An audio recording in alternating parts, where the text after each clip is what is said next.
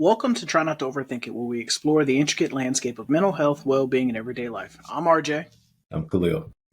Join us as we dive into insightful conversations, share expert perspectives, and personal stories that shed light on the various dimensions of mental wellness. Whether you're seeking guidance, inspiration, or a deeper understanding of the human mind, this podcast is your safe space to engage, learn, and navigate the journey to a happier, healthier self. If you're new to the channel, please like this video, subscribe to the channel, hit the notification button, because you don't want to miss out on the topics that we are going to discuss on here. So today we are going to be talking about the topic of infidelity. I think it's a very important topic, especially in today's society where because I've said this on numerous episodes before this one, we have normalized maladaptive behaviors. We cheer and champion the wrong things, and then we wonder why the wrong things are very prevalent and ongoing and systemic throughout our society. I think that, something like infidelity, where it's cool to be unfaithful, it's cool to not take your relationship seriously, the other person seriously, I think is backwards. I think that it's just upside down. Like, we live in a bizarro universe where, it's cool every time you turn on the television when you're watching shows like Love After Lockup or Love and Hip Hop and different things like that. It's put in your face that, hey, being with this person to be with that person, to be with this person, to be with that person, that's the move to make. And it's not. It causes harm, not just physically, but emotionally and mentally, spiritually, that people don't really take into account when they're making the very intentional and very purposeful decisions to be with someone who is not their significant other. Right. Yeah, we were talking about that. Go ahead. Yeah. No, go ahead, Khalil. What do you think about that? Yeah, so we were talking about that as men, when we start to look at things, right? And we have to look at things from different perspectives, because it seems like men take a lot of the brunt of the blame for infidelity, right? Absolutely. And it's always put out there. But we also noticed that we talked about it being intentional, right? People do these things, right? Usually because there's some motive behind it, because today, especially in modern times, right, there's a whole swingers universe out there. If you and your partner decide that that's what you want to do and you're open and transparent about it, right, you wouldn't have to go behind each other's back, because today things are open. There's sister wives. There's all sorts of things that are available for couples who have those type of issues, right? You wouldn't have to hide and go behind anybody's back. Especially if you're open and transparent and you talk to your partner before you do all this. Yeah, they might not accept it, but that means that, hey, you're probably with the wrong person. You probably need to be with somebody who wants that lifestyle. So we know when things are done behind people's backs and they're done in the dark, usually they're intentional. There's something that they were trying to get out of doing this, or something that they wanted to do without their partner knowing it. And so I don't think all men are running around doing that, because we know women do the same thing. So we have to hold everybody accountable, not just men, but women as well. Because why are you two doing this if, the possibility is, hey, we can just have an open relationship. People are doing these things now. Not that I would approve of it, but why are we being secretive about that lifestyle? Yeah, I mean, I have to agree with you about that. Like, I feel like once you get past a certain age, like once you're grown, you're an adult, if you have to sneak, you shouldn't be doing it. If you have to sneak, you got to hide, you got to be on a secret squirrel mission, you shouldn't be doing it. If you got to have 2 phones, 3 phones, all these different things, have a second spot, just different things, you got to hide stuff, you shouldn't be doing it. I mean, that should tell you right then and there. Like, I've always said on here, I'm exceedingly lazy. If I've got to burn up a whole bunch of extra energy and extra brain cells in order to get something accomplished that I shouldn't be doing, I got to create a lie to make up another lie to cover another. I ain't doing it. I think that for a lot of us, like when it comes to the topic of infidelity, one of the things that a lot of people mess up on, and a lot of people make this mistakes, both the cheater as well as the person that got cheated on, is understanding what happened. Typically, not in every case, but typically, there was the thought process of cheating was sparked by a lack of something. And what I mean by a lack of something, it could be a lack of an emotional connection. It could be the lack of physical intimacy. It could be the lack of a spiritual connection. It could be the lack of, just someone feeling that they're not fulfilled or they're not being poured into. It could start off as something very Very innocuous. right. And Right. if you and Unique has spoken about this previously on other episodes about if you don't have your boundaries set solid, like what are specific things that you are not going for, people loose boundaries turn into no boundaries, and no Right. boundaries turn into doing something you ain't got no business doing.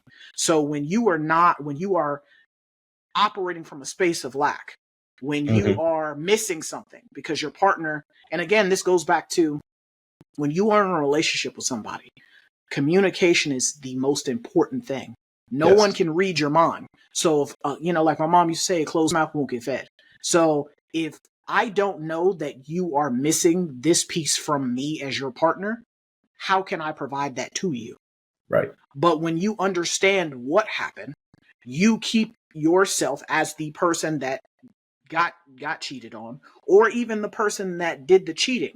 You don't find yourself in these same situations over and over and over again, because by understanding what happened, you can ensure that it doesn't continue to happen moving forward, regardless if you continue to stay in the present Present relationship, relationship. Right. or if you decide to end this relationship and after you've taken some time to heal. Key word here is taking the time Heal. to heal. Yeah. You have too many people who will get out of one relationship and jump into another one. And I've had friends where their thought process was to get over somebody, you got to get under somebody. And it's Hmm. like, nah, that's not how that works. Sometimes there's some work that you have to do inside of yourself, regardless if that's with a provider such as one of us, or you need to be in your word, you need to have conversations with the Lord, whatever that looks like. But there's some times where you have to do some rebuilding, some recentering, some relearning of certain things in order to operate in your next relationship as the best version of yourself. Because if you're not healed and you're not operating as the best version of yourself in whatever situation you find yourself in, you are causing problems, you're causing damage yourself. Right. So you go from being the hurted to being the hurter. Hmm. And a lot of us don't really understand that. A lot of people don't realize that hurt people hurt people. Right. Well, they perpetuate that cycle, Mm-hmm. and I'm glad that we're getting into why a therapeutic safe space is important, right? Mm-hmm. Even in situations where I know we might laugh or joke when we talk about people cheating, because there's so many things. We were just talking about that Country Wayne skit, right? And it's sometimes it's entertainment, and we see Mm-hmm. it all over TV. You see it in movies, but in order for you not to repeat that cycle, you need a safe place, a safe space to unpack some of these things that you're going through, because the reason why you did something, all right, has to be established, because there Mm-hmm. was something that led you to do that. RJ just laid it out perfectly.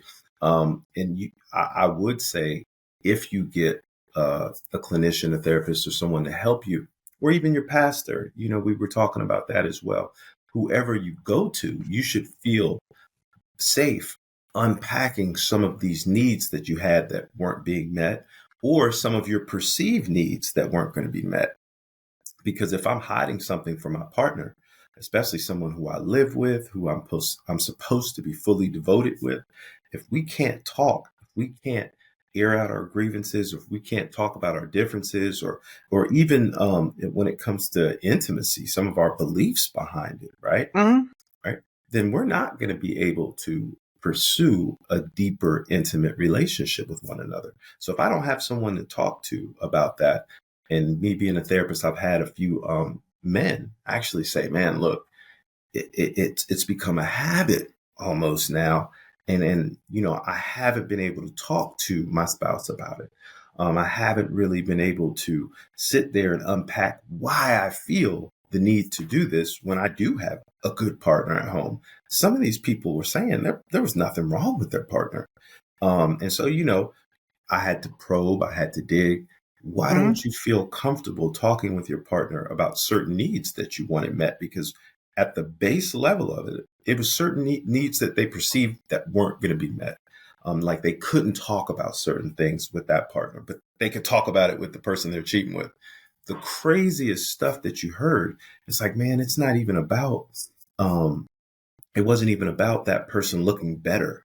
Sometimes the person looked worse. That's the funniest part about it. Women always say that, right? That one that he run around with usually look worse, right? Mm-hmm. But the person they were with allowed them to talk about certain things they couldn't talk about with their current partner or spouse. And some of the things that I heard about were fears. I can't tell my partner or spouse that I was scared about something because I don't want them to see me as weak. But I told the other person. Isn't that crazy? Yeah. I think that scares me because it means that, hey, we're getting in relationships where we don't feel vulnerable enough to be able to share with somebody, and we're holding back all of these issues. And when someone else it just might have a more empathetic feel for you, or just they might be just somebody who's just has a better listening ear, and you start sharing with them, whether it be at work, whether it be out at the bar, whether wherever you meet this person, right? And they give you that listening ear and you feel safe sharing with this person. Next thing you know, there's an emotional bond, right? And we talk about that emotional cheating is a lot different Mm-hmm. than the physical, right? Yep. And then we lead into some murky waters where we talk about the boundaries getting crossed, right? And those Mm-hmm. who have loose boundaries become no boundaries, right? Absolutely. Yeah. Yeah, I think that, it's definitely important for us as human beings that are operating in a space with the world around in the world around us. I think it's definitely very important that you are acknowledging the thoughts and the feelings that you have. A lot of us, regardless of what it is, it's very important that we're doing that. A lot of us struggle with that. We struggle with Mhm. acknowledging our emotions. We struggle with acknowledging our thoughts. I think that it's very important that, like, especially with this particular topic, that you recognize and validate the feelings that you are having. As the person that got cheated on, it's important that you acknowledge your feelings of Yeah. betrayal. It's important that you acknowledge your feelings of hurt, anger, confusion. But then also, as the other person that did the cheating, it's important that you understand the feelings that caused you to stray. Because again, as I said, as I was saying earlier, by you not acknowledging and recognizing the feelings and not unpacking those feelings and addressing those feelings, what is going to happen is you are going to doom yourself to, as you said, it becomes a habit now. It becomes part of who you are, Right. where because you never addressed it, how can you ever get past it? And you see that where people are just habitual cheaters. Right. They're just Abysmal. they just out here just they're like prime example, right? Like we look at people like, and I'm not saying they're habitual cheaters, but you look at someone like a Cam Newton or a Dwight Howard or a Nick Cannon that has all of these children Hmm. in these Hmm. different households. And like for me, I had no idea the stuff that people could get into, right? Until this whole thing with Dr. Bryant came about, Right. where the amount of effort that people have gone into to discredit her as the person is ridiculous. I didn't even know some of this that you were able to even look up some of the things that people were able to look up on her in order to attempt to discredit her. But the thing about what she was saying is you can't discredit the value of what she was saying, because it's very difficult for as a parent to be in the household of three different people. Right. When your Right. children are across town or in different states, you can't be in every place at every time. And so what she was very purposeful about saying when she was discussing things with Nick Cannon, and even before that Cam Newton, where she was explaining that there is something that is causing you to want to do the things that you're doing, and Hmm. until you address that, you're going to continue to repeat that cycle. You're going to continue to do the same things that you've always been doing because you don't see that there's something wrong with it. And for a lot of us, as I said before, that goes back to acknowledging things. When you are acknowledging things and you are unpacking things, you are saying that they are real and that they are a problem, and Yes. I need to get them taken care of. Because as I alluded to earlier, hurt people hurt people.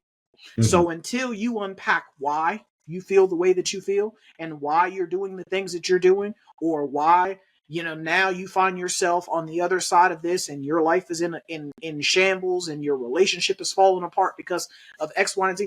Until you unpack that, until you acknowledge those things, until you address those things, again, you're going to have a hard time moving forward and being successful at it. Well, look, what you just talked to about acknowledging the problem, right? I'm always going to go back to substance abuse, the 12 step, that first step, you got to acknowledge you have a problem, right? You have to acknowledge that things have become out of control, right? That you're not able to manage what's going on. And that means you're not able to manage your behavior, your thoughts when it comes to these situations, right? And it's a hard thing for anybody to admit that. Well, man, my life has become unmanageable with this infidelity, right? Mm-hmm. But the main thing that we get from this, and this is the psychological aspect to unmanageability, because the outward unmanageability is different from the inward unmanageability. Absolutely. When we talk about outwardly, most people are talking about, well, hey, I can still pay my bills. Mm-hmm. My house I can still pay my mortgage. You know what I mean? I haven't lost my job. My bills ain't late. My bills aren't late, right? So, I don't look outwardly unmanageable, but it's the inward unmanageability, right? Your thoughts, your emotions, your feelings, the things that you're not dealing with in some of your behaviors, because those thoughts become behaviors, right? Your thoughts, feelings, emotions become behaviors. So we start to see the behavior. Well, that you have a spouse waiting at home for you, but yet you're staying in a hotel with somebody else, right? Mm-hmm. You have children you're responsible with, right? Mm-hmm. With this spouse, right? That need to see their parent. And you're not coming home on time. You're not helping take the child where they need to go, to the doctor, to a baseball game, basketball game, whatever it is. You're also having to lie for not being in places you were supposed to be, or come up with an excuse for why you were someplace else and someone saw you someplace else. Yes. I just think that it goes back to, like me personally, I think it goes back to what we were alluding to earlier about boundaries, right? Yeah. Because for some people, they don't even realize they're cheating until their significant other is pointing certain things out. But I feel like when you're having to point out to somebody that you personally consider this as infidelity or cheating, right, sir, ma'am, you're having that conversation a little too late. I think that when you are in the courtship phase, and this is where we start to get into murky waters, especially in today's society, because we jump straight into, you're cute, I'm cute, we're making the beast of two backs, we laying up together, we knocking some boots. Right. I'm skipping a lot of steps. We skipping a lot of steps. I'm jumping off the dresser on you. But the thing about it, though, is when you're sitting down, this is the importance of going on dates. This is the importance of the courtship phase, because you guys get to outline expectations. Disappointment always stems from unmet expectations. Right. So when you're sitting down and you're going on dates, you're sitting down and getting to know the other person. You're getting to outline expectations. You're getting to lay down what constitutes certain things, what you feel like is okay and what they feel like is okay. Right. Because again, I'm not a mind reader. I can't read your mind to know that laughing too much with somebody makes you feel some type of way. Because again, there's different types of cheating. There's not always just the physical cheating. There's emotional cheating. There's spiritual cheating. Mm-hmm. There's mental cheating. And when you start cheating in one facet, it starts to spill over and you start to cheat in other facets. And then before long, you're doing all the cheating. You're going full blown into, making the beast of two backs at that point. Right. And that's where the physical aspect of it. Yeah. Because again, when you start to make certain connections, one connection leads to it. That's the whole point of connection, is bringing two or more points together. So one connection leads to another connection, and pretty soon you're doing things you have no business doing. And that's where, as I said before, it's very important. You can't skip steps, like you said. You cannot skip steps. One of those steps is clarifying boundaries. For me as a man, I operate with the same boundaries all the time. If you are not my significant other, if you're not the woman that I'm dating, you will not be within arm's reach of me. I will actually physically take a step back and put my arm out to make sure that, hey, there's physically and appropriately enough room between you and I, because I don't want nobody coming up and saying, They saw RJ Right. doing something that he wasn't supposed to be doing. Now I got to explain this ain't what it looked like. Ain't Right. nobody going to be hugged up on me. Ain't nobody going to be leaning on me. Ain't nobody going to be sitting in my lap. Ain't nobody going to be kissing up on me. Because again, perception. A person's perception is their Right. reality. I do not even put myself in certain situations that I have to explain this ain't what it looked like. I'm not going to be going to nobody's house by myself. Like if you are a female, I will not be going to your house by myself. I don't care what time of day it is. I will not go to your house by myself without somebody else present because again, I don't want to cross certain boundaries unintentionally and cause problems in whatever relationship that I'm in. And I think that for a lot of us, when we stop and think and we put forth the effort at the very beginning of relationships, there's a lot of things that we can avoid on the back end of the relationship. Right. One of the things that I heard you say one time, right, about you and your wife is you guys learn something new about each other every day. You know, and I think that for a lot of us, when we're in these relationships and we're moving in these different spaces throughout our relationships, we start to take the other person for granted. We think we know everything there is to know about them. Right. And that's where, as I said before, when you are first getting into a relationship, you never stop courting your significant other. You never stop courting them. You never stop dating them, even once you get married. Because again, like what you were saying about the Country Wayne skits, right? One of the things that, like, you know, because what also brought up us talking about this topic is Anthony and Shayla, where it finally around Christmas time got revealed that now Amber, Anthony's wife, now knows that Anthony has been sleeping with her best friend Shayla, or Right.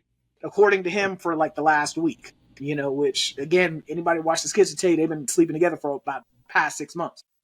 But a lot of things, there were boundaries that were crossed. Mm-hmm. You know, there were boundaries that were crossed. There were conversations that were had in front of, like, and this is where something that I've seen a lot of people do too, where they become the architect of their own downfall. Right. You know, Mama Brenda, who is Amber's aunt, had been telling Amber, stop inviting everyone into your marriage. Stop having conversations and putting your business out there for everyone to see. Some things need to be private. Right. Right. And for a lot of us, that old school knowledge. Exactly. That old school. And so you gave your best friend, because Shayla is Amber's best friend, you gave your best friend front row seats on how to dismantle and disrupt your marriage, because you were constantly having conversations about what's going on in your marriage with someone who you are not married with. You having a conversation with the wrong person.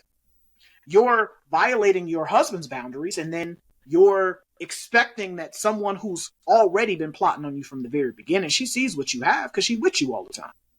Mm-hmm. And people, I mean, this is just the nature of human beings, is that people, we want more. We always want more for ourselves. Right. She was in one dead-end relationship after another dead-end relationship after another dead-end relationship. She trying to have what you got. She's trying to be a wife. And so at the end of the day, she sees that your man takes care of you. Your man's respectful. Your man does these things. Your man does that things. She plotting and scheming on you, and you're giving her the playbook on how to get to your man and all this, that, and the third. Because again, instead of having those conversations with your husband and continuing to date and continuing to court your husband or be courted by your husband, you started to kind of lax, and your husband started to kind of lax, because I put the blame on both of them. At the end of the day, you know, there were things that were done incorrectly by both of them. He for, cheating. And then her at times, because even like when you look at how their marriage started, it started based off the foundations of a lie. Mm. You know, she was still sleeping with Wayne up until the morning of their wedding. Mm-hmm. I don't know how you walk down the aisle, take vows before God and before your family that you were going to be this person but you was just sleeping with this man's friend. You already having a problem being that person. And that's where, as I said before, there are conversations that should have been had, and there are conversations that should not have been had. Certain boundaries were violated, and certain boundaries were too flexible and too malleable to where someone was able to come in. And for a lot of people, you have folks that are around you. It's always the people that are closest to you that plot on you. Mm-hmm. And Yep. it's very important that not only are you having boundaries with your significant other, so that there is no, misunderstanding of what my intention was. There's no misunderstanding of what my expectations were. But then also conversely, you don't have outside influences Influences. Right. impacting your relationship. Well, there's certain boundaries you just talked about. There's certain things you're not supposed to share about your marriage with other people, right? Those are boundaries right here. Well, I don't want to tell somebody, hey, my wife doesn't do this or doesn't do that. I want to be lifting my wife up in front of other people. You know Mm-hmm. what I mean?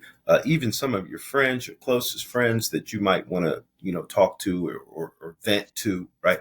Well, that's the reason why it might be better for you to go find a therapist, right? Mm-hmm. Because by you giving up all this information, right, you're allowing someone to gain entrance into your relationship. Absolutely. And also, we have to talk about stability versus instability, right? Mm-hmm.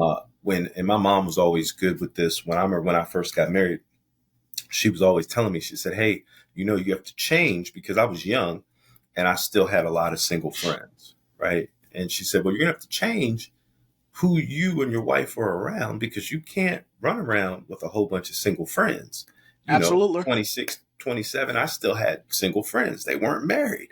She said, you two have to hang with married people, right? People who have the same mindset, right? And so when you see people who are unmarried, especially in their latter stages in their 30s and 20s, a lot of them are tired of the instability, being in different relationships, or even relationships that haven't gone anywhere, right? Because they might have been in one relationship, but it Yep. didn't matriculate into anything, right? So they're looking for stability. Well, I've already seen it numerous times of people telling me that their friend ended up with their spouse. This Mm-hmm. is not something that I have not heard as a clinician and in my own personal life, right? I've had friends who ended up with their friend's spouse. You get Mm-hmm. what I'm saying? And when you start to look at that, right, it's because human beings by nature like stability, Yep. right? There's comfortability and stability, right? Mm-hmm. There's there's also the issue that we have when it comes to doing some new things, to stepping out there. There's that fear, right? So when we find a comfortable spot, somebody, hey, I can share with this person. That me and this person, we've known each other for years. It's a lot easier because you're not scared to slide in with this new person. I mean, with this person who's not a new person to you, right? Yep. And people forget about that. Just like with children, social work 101, children crave consistency. Mm-hmm. They need to have it, else you'll see all the rules get broken when there's inconsistency. Well, adults are the same way. And that's when we talk about adults with boundaries. If you didn't have boundaries as a child, nobody ever taught it to you, you're probably not going to have any boundaries as an adult, because you Yep. needed consistent parenting to help Mm-hmm. you, right? So the same thing comes with relationships. Everybody wants to be in a stable relationship, a consistent relationship, a relationship that makes you feel safe. Where you, hey, I know this person, I know what to expect from this person, right? This person's going to take care of me. This person's always consistent. They don't leave me out there. So if I see that, right, why wouldn't I want to be with that person, even if it's my best friend's wife, right? Especially if they're having trouble. You get what I'm saying? Oh, they broke up. I'm gonna go ahead and pick her up because I already know what she does. I know what type of person she is. Mm-hmm. So people get all dumbfounded when they're like, "Oh, I can't believe that person did that," and "Oh, I can't believe my best friend did that to me." And it happens all the time because of the same thing that you were just alluding to, right? The lack of boundaries. Why are you putting all these people in your relationship? Not Mm-hmm. saying you can't have friends, but I'm probably not going to hang out with my single friends all the time with my wife. Or my husband, right? Vice versa. But people do it all the time, and let drinking be involved. Oh yeah, for sure. I definitely like I said before, I wholeheartedly believe, there needs to be separation. There needs to be separation. You need to, and Right. this is where, as I said before, you should only be seeking advice and having conversations about your relationship with professionals or people such as, like a pastor or a minister, somebody who can give you sound, rational advice. Boundaries. Even Yeah. even having conversations with your family members can be detrimental at times. Because as I said before, it's always the people closest to you that do you in the fastest. Mm-hmm. And so sometimes it be your own mama. Sometimes it be your own daddy. I Right. don't watch enough Jerry Springer to know. Mama was looking some kind of way, and the boyfriend decided, hey, I'm trying to see what they're hitting on. So Mm-hmm. I'm trying to, Mama, you need me to help you put some lotion on your legs. And the next thing you know, it turned one thing lead to another. Or daddy gave the girlfriend a ride. Right. And one thing led to another. Like I was watching a video the other day of a young lady. She's pregnant by her mother's husband, and she's like, "Well, he gave me a ride, and he was da da da da. He was there for me, and he did it." And again, boundaries. Not Boundary. having those conversations, with the wrong people, but also having conversations with the right people. I think that's very important. I think also,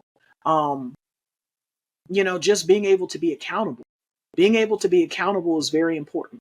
Because if you are choosing to remain in the relationship or fix the relationship, that it's very important for you to be accountable, and then also to apologize and really mean that, because Right. words without actions are just they're not worth paper that you wipe your booty with. It's very important that you take responsibility for what you did, the things that you created in regards to certain feelings, other things that may have come up, because for some people they've been traumatized by this. Right. So there's Right. there's you got to take some accountability and taking ownership, and then offering a sincere apology if the trust has been broken. But that goes back to my next point of rebuilding trust. Mm-hmm. What does that look like? This is where, as I said before, sitting down, going to a therapist, because a lot of people will try to enter back into a relationship where we're going to try to work it out. Right. Work it out how? How? Right. How are we going to work it out? And this is where, as I said before, I'm a huge proponent of therapy, because again, we as human beings don't always have all the goddamn on answers, and not having all the answers. That's where sitting down with the therapist to work on the effective coping skills, Mm-hmm. to address rebuilding the trust. What does rebuilding the trust look like? How long, roughly how long do we think that's going to take? Is this relationship even salvageable? Well, Is look, it fixable? what areas have been affected, right? Because trust doesn't look the same for everybody. Hey, I might trust you with $50 to go deposit that in my bank account, right? But I might not trust you to go over such and such house, right? Because I know what goes on over there, right? Hmm. So those things have to be discussed in a relationship, because trust is all around the board. It looks different for different people in different situations. So I'm glad that you brought that up, because relationships, man, I might trust you to pay the rent on time, but I won't trust you to do a lot of other things. But see that's where, like I said, if you're having issues with trusting someone, should you really be in a relationship with them? Right. If I have to always be looking over my shoulder to see what you're doing, if you catch yourself going through the other person's phone, looking on their emails, checking their inboxes, looking on their social media, you need to be in their phone all the time. Should you really be in the relationship with them? Right. That's so And I much mean, stress. that's where, like I said, I'm exceedingly lazy. I'm not trying to invest a whole bunch of time, effort, and energy in the unnecessary thing. So if you find yourself having to who's calling you, who's texting you, Who's texting you? Who's calling? who's messaging you, who are you messaging? If you're having to do all of that, sir, ma'am, you need to leave that relationship alone, because again, that's not healthy. That's what we call toxic. Toxic. Right. That's toxic.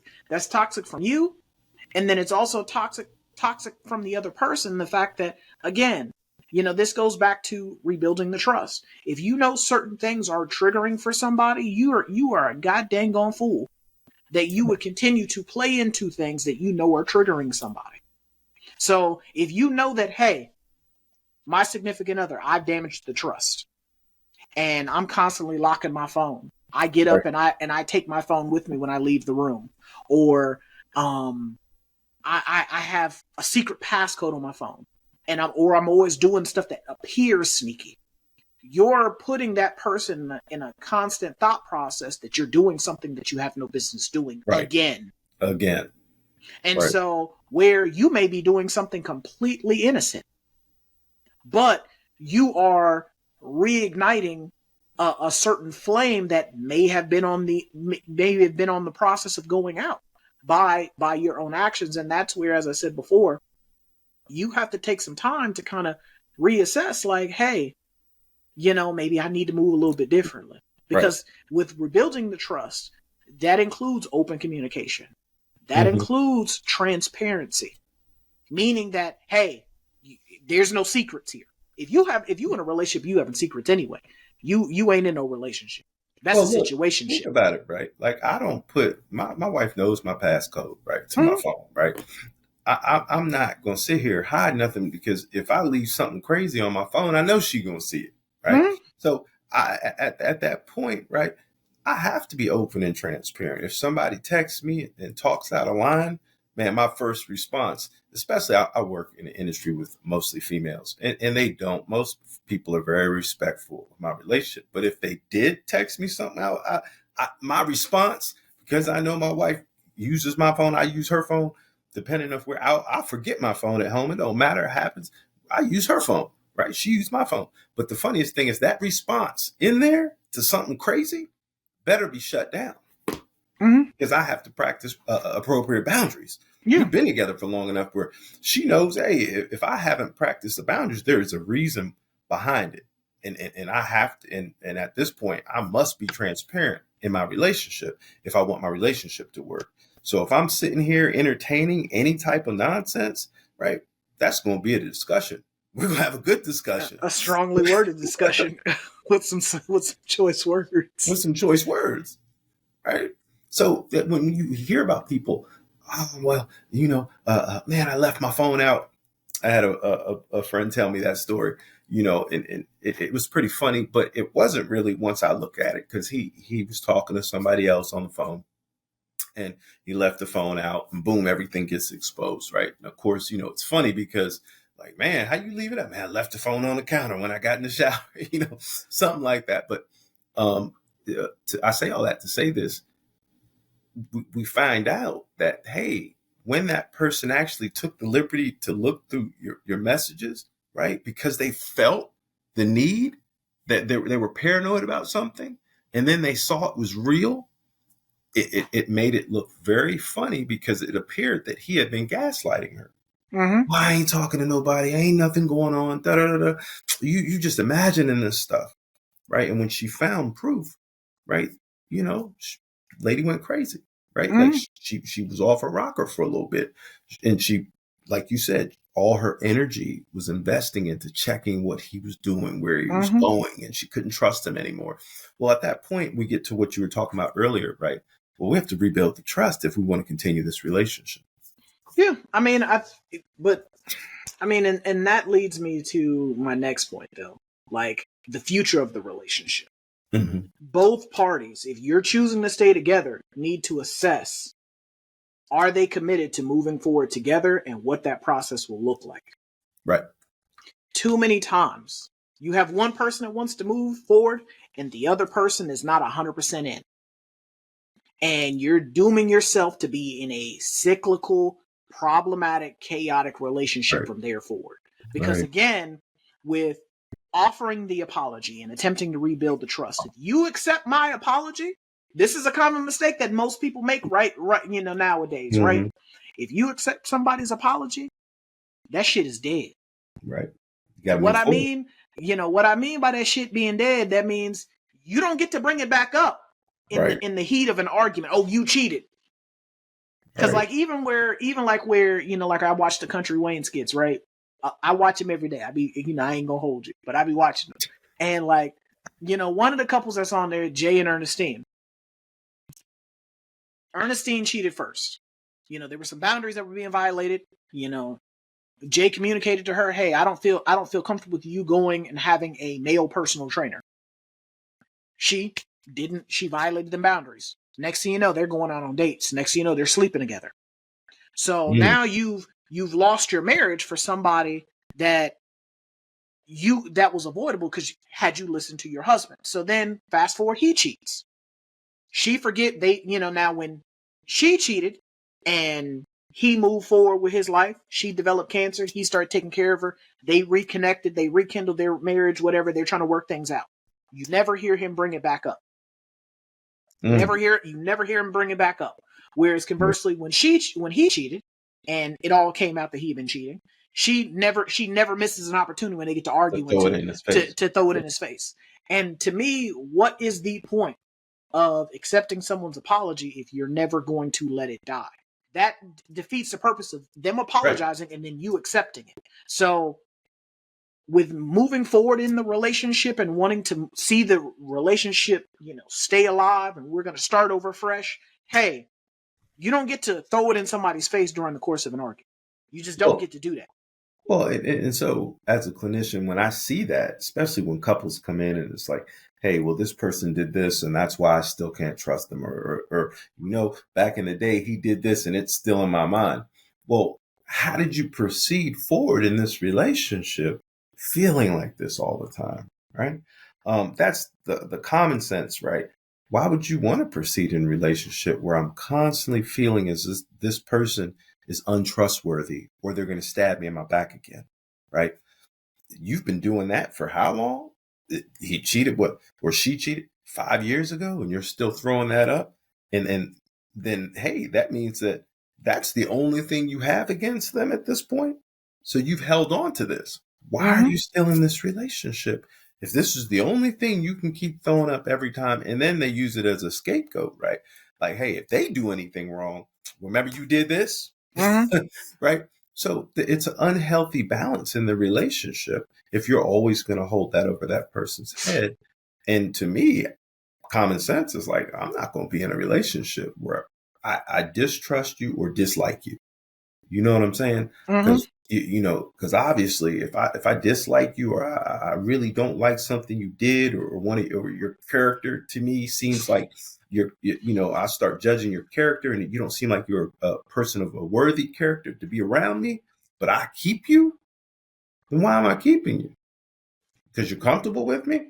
Yeah. Obviously, you can't be comfortable if you're thinking that I'm a cheat on you. But see, you said crazy. Something there. A lot of people will stay in unhealthy situations because they're comfortable. They will sit in unhealthy and shitty situations in relationships because this is what I know. I know this person. Right. So you will have people that will be in a relationship with someone who's a habitual cheater. Like you look at Amina and Peter Guns from Love and Hip Hop. Yeah. Ma'am, you cannot be this damn dumb where he keeps cheating on you over and over. He just gets up and walks down the hallway to his girlfriend that he was living with for years, and he cheats on you like he's taking a breath. And ma'am, at some point in time, you have to be okay with being uncomfortable. You have to be okay with stepping outside your comfort zone. You have to be okay with being by yourself, because sometimes being by yourself is the only way you can heal. It's the only way you can heal. But, going back to, like what I was originally saying about the whole future of the relationship, though, for so many of us, I feel like because we think we have all the answers. And this is where, as I said, and this is a plug for therapy. We're going to keep talking about going to therapy. Like the reason that you are unable to move past whatever happened and move forward in your relationship is because you did not unpack. You did not truly unpack your feelings, your thoughts, your emotions associated with that person doing whatever they were doing, or you doing whatever you were doing. It's very important that there's some self-reflection that happens where you reflect on the underlying issues that may have contributed to either you cheating or the other person cheating. Right. There has to be some self-reflection there. But too many times what happens is we get in our big old age and we start thinking that we have all the answers. Even being 37 years old, I still will temperature check myself by running things by other people, colleagues that I trust, my pastor that I trust, my parents that I trust, to make sure that I'm not tripping. Because sometimes it's not the other person. Sometimes it's you. It's you. Well, look, what you're speaking on or is the selfishness, the self-centered nature that people have. As clinicians, we get to see it firsthand. A lot of people, Yes, and I'm gonna say the majority of people are very self-centered. very much And this so. is the society we live in, right? We we Mm-hmm. we know um, our society as individualists are a lot different than a collectivist society, right? We're Mm-hmm. always constantly thinking about ourselves because even if I'm thinking about my child or our children, we're still thinking about ourselves, right? How we can better our child's life to make our life better, right? But when we think about it, that self-centeredness. I remember doing a class, and it was a therapy class, and we were discussing some of the issues people have with letting certain things go, right? And it's acceptance and commitment therapy type deal, and we were going through stuff. And one of the things that's hard to accept for people, right, is why did they do this to me? Mm-hmm. Right? This level of self-importance, which is so grandiose, right? Like this person did this to me, right? I can't let that go, that they did it to me. I've done this for them, that for them, that they did it to me. But why not you? Right? What makes you more important than anybody else? Yeah. And it brings me back to, being a kid and going to like the little Sunday school lessons, and the teacher would flip the little scripture about Jesus being persecuted, and we're going to be persecuted, right? And I remember thinking to myself, well, I don't want to be persecuted. Right? I don't want nobody to spit on me. I don't want nobody Mm-hmm. to treat me bad. I don't want to get slapped in the face and turn the other cheek, right? And I remember thinking, because that's our level of self-importance. That's that Mm-hmm. self-centered nature, right? Like, and why can't we be disrespected, right? Why can't something happen to us, right? Why are we so important that thing can't happen to us, right? And so we have to think about that in therapy, because we have to break down that level of self-importance, because anything could happen to anybody at any given time. Absolutely. I mean, it's definitely, excuse me, it's definitely one of those things where, you have to understand that for all of us, if you've lived long enough, there's no way you're never going to go through something. Right. I mean, like, I cannot tell people that enough. If you live long enough, you gonna survive something. You gonna go through something. Rather it be big or small, you gonna go through something. But what happens is, for a lot of us, because of the fact that we have gone through things, we operate from a place of fear. We operate from a Right. place of, of comfortability. I only want to do the things that are comfortable to me. I only want to Yeah, do to the make me things feel that good. make me feel good. I only want to do the things that I know. I know this person. So I'll stay in Yep. a shitty relationship with this person because I know them, Mm-hmm. versus getting out of a relationship because it may be uncomfortable, it's unknown. And I think that, it's very important that you take the time, because even like when, like when the whole situation like with Risa Tisa came out on TikTok, and I said this when we talked about the episode on maladaptive behaviors or something.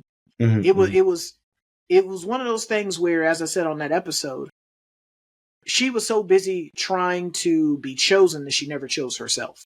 Yeah. Right. When it comes to being in a relationship, and if you are choosing to either stay together or separate, you have to make the choice of both healing and growth. Meaning that if you choose to stay together, you heal together and you grow together, because that's what a relationship is. We are, when people talk about being equally yoked, that means Yeah. that we are equal in all things, meaning that we grow together. Because if we are not equally yoked and we are not growing together, eventually we We're grow going apart. uneven or we grow apart. Mm-hmm. So if we are going to stay together, and we're having this conversation of healing and, rebuilding the trust and all these different things, if we're going to stay together, we got to start over. We got to start over.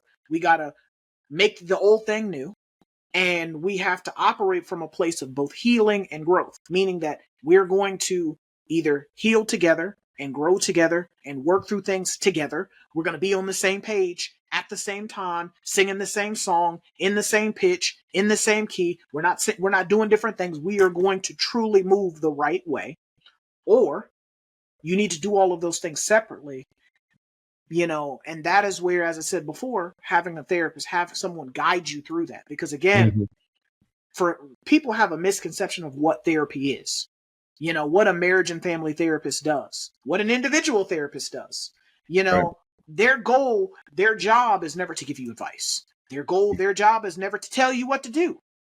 Their goal, their job is to be, as Unique said, be a passenger on this journey and help you navigate the journey along the way. Sometimes we need that help. Sometimes we need to be able to process our thoughts, our feelings, our emotions of how we ended up here. Because a lot of us, we think, how did I get here? Why me? Why? And as you alluded to, why not you? Did you think that you were so much better than everyone else that you didn't think that it was possible that someone was going to cheat on you? Someone was going to step out on the relationship? Someone was going to lie to you? Someone was going to take, betray your trust? Right. But at the end of the day, it happened. We can't undo it. But what we can do is we can learn from it. We can heal from it. And lastly, and most importantly, grow from it. Right. To ensure that it doesn't happen moving forward. And that if it does happen, I am emotionally, mentally, spiritually, physically equipped. Right. I'm prepared to deal with it if it does happen the next time. Right. It won't catch me unawares. It's not going to be like the first, like for most of us, like the first time we caught COVID. We caught COVID or we caught the flu. Done. We was out for like a week. Now because your body is more prepared for COVID. If you catch COVID, it's an inconvenience. You're mildly inconvenienced for a couple of days, maybe a week or maybe a week at the most. But then you're just fine. And so when you look at situations like that, as my dad says, if it doesn't kill you, it makes you stronger. Mm-hmm. I used to hate that when he used to say that when he used to tell me that as a kid. But he was absolutely right. Infidelity is something that you learn from it. If you learn from it. If you learn from it, you better learn from it. Too many people do not learn from it. They do not learn from it, and what ends up happening is by not taking the time to learn from it, you are dooming yourself to a repeating cycle. Definition of insanity: doing the same thing over and over again, expecting different outcomes. Right. And for me, I definitely think that in society as a whole, we have to do better about learning. We have to do better about being humble and being willing to learn. Because again, you can learn something from every situation. You can learn something from every single situation that you find yourself in, but you have to be open and honest and humble enough to receive the lessons that are going to be presented to you. Right. So in a situation such as infidelity, how did this happen? Where did things go wrong in our relationship? Right. Was it something I said? Was it something you said? Were there things that I could have done differently? Were there things that you could have done differently? Was there, those are things that, again, that speaks, like when I hear people speak like that, that tells me there's a certain level of emotional and mental maturity that person has. Right. Because it doesn't just go into catastrophization. It immediately goes into self-reflection. Yes. Because self-reflection tells me, like when a person immediately goes into self-reflection, that immediately tells me that person is forward thinking. Mm-hmm. They're forward thinking. They're not just stuck in the past. Someone who's forward thinking is going to be more resilient and better equipped to address future problems because they're forward thinking. Their mind's going to, this is never going to happen again. And in order for it to never happen again, I have to put these certain steps in place to ensure that I never find myself in this spot again. I don't repeat that cycle. Well, you were talking about that level of self-reflection. Well, once that level of self-awareness comes in, right? All right, I have a problem with this. This makes me feel a certain way. Mm-hmm. Well, we have to do something about it because then we start reflecting on it. Well, how's it impacting me? How's it impacting my behavior, my thoughts, my emotions, right? And usually you need someone else to talk to when we start doing this. How can I make things better on my end? Because you might not be able to change your partner, right? You might not be able to change the person that did something to you. But how can you make this better? That's where the self-reflection comes in. There's something different that I have to do, right? When you talk to people and they start learning that, hey, I kind of attract a certain type of person, a certain type of individual, or a certain type of individual is attractive to me. And usually that person ends up being a negative impact on my life, right? Well, when we talk about breaking cycles, right, we have to talk about that level of self-awareness, right? And then the level of self-reflection in order for us to transcend, right, and to do something different. you're not going to do anything different if you get stuck on that self-reflection, right? And you're not working on actively doing something different, right? Because we Yep. can know it. The knowledge, wisdom, and understanding doesn't make you complete until you get the application process, right? Because Absolutely. with understanding, you're supposed to apply it now. You Mm-hmm. get what I'm saying? Everybody say, "Wow, yeah, knowledge, wisdom, and understanding that." Well, that's a complete cipher. Well, yeah, because you need application at this point. You know what I Yep. mean? When I work in substance abuse, and people say, "Yeah, I know," and then go back out and relapse, right?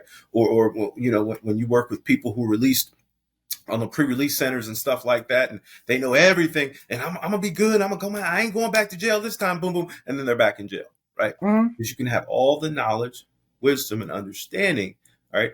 None of that will matter if you don't take it and apply it. You get what I'm Absolutely. saying? And you notice that about people, especially people in the world we live in today, is everybody says I know because all the knowledge is at our fingertips. We have knowledge at our fingertips, right? We know everything, but there's a lack of application, which really surprises me as a clinician because people come in here and tell me what I'm doing in my job and what theories I'm using, and they tell me how they can do this and they can do that too, but there's a lack of application, so they end up going to do the same thing over and over again, Mm-hmm. right? And so we were talking about us, and especially men in infidelity. Some of these things that we're going through, right? We're doomed to repeat it if we're not unpacking it. We're not working with someone else, a clinician, a pastor, to really figure out who we are, right? Mm-hmm. I need to know who I am, what makes me tick, because I need to understand why, when that lady complimented me, I felt so good that I was ready to engage in more conversation instead of thank you and moving on. Absolutely. And I'm glad you said that. I think that when you are aware of who you are, that is when you truly can be the best version of yourself in any relationship that you find yourself in. Right. Too many times, we don't even know who we are, but we're trying to operate in a space that we may not be equipped to operate in.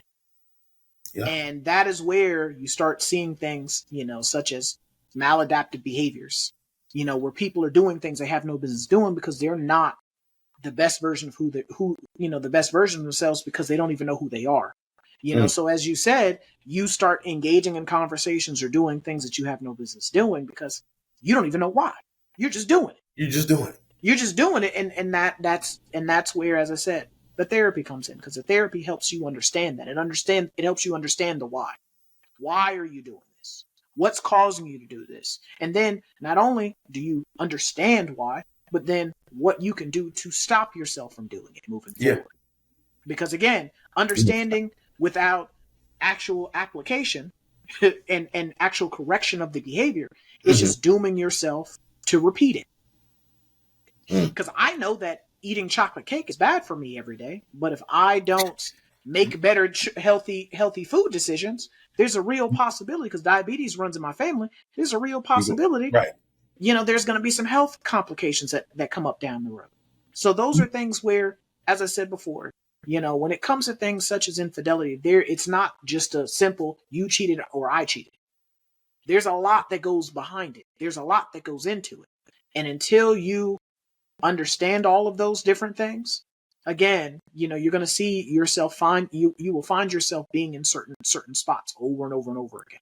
So we're going to end the conversation there. This is Trying Not to Overthink It, signing out. I'm RJ. And I'm Khalil. If you like what you heard, you like what you saw, we ask that you like, share, subscribe, turn your notifications on, because you never want to miss any of the conversations, the topics that we discuss, because we are very very funny and very witty and very attractive. We are some very good looking people. If you would like to listen to us instead of watch us, I don't know why you would, because we're great looking people. We can be listened to on Apple Podcasts, Google Podcasts, Spotify, Anchor, Audible, pretty much anywhere you can get your audio file, we can be located. If you'd like to support us even more, we can be found on TikTok as well as on Instagram, where we drop what are called mindfulness minutes. We also drop shorts on the YouTube channel, so please check us out there. We will link them down below in the description. But this is us signing out, and we will catch you next time. Peace.